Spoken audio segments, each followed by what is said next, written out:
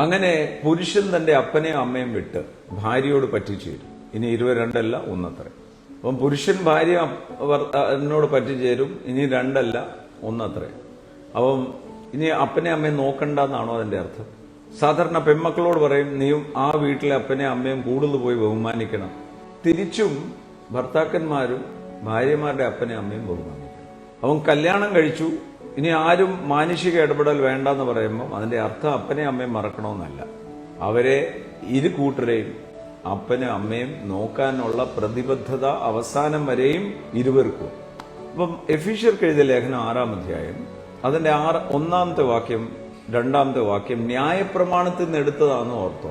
പഴയ നിയമത്തിൽ ന്യായപ്രമാണത്തിൽ നിന്ന് എടുത്ത വാഗ്ദത്തം. കാര്യം എന്താ?